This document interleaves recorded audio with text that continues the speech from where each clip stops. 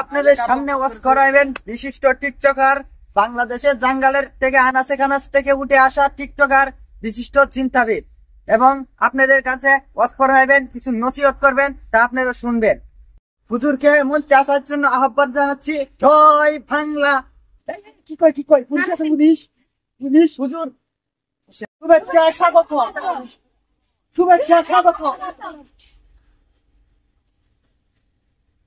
আসসালামু আলাইকুম। ওয়ালাইকুম আসসালাম। আপনারা সবাই ভালো আছেন? যাই হোক, আমি বেশিক্ষণ কথা বলতে পারবো না, আমার সময় কম। আমি আসছি শুধু আপনাদের দুইটা কথা বোঝানোর জন্য। আপনারা বুঝলে তাল গাছ, না বললে বাল গাছ। আমি তোমাদেরকে বোঝাতে চাইতেছি যে তোমরা কিন্তু আসলে ছোট ছোট পোলাপান।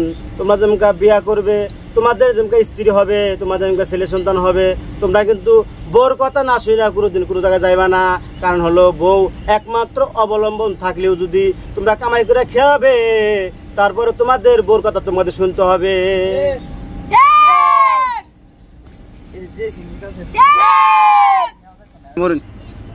আমি বেশিক্ষণ কথা বলতে পারবো না, আমার সময় নেই, আমার সময় কিছু অল্প।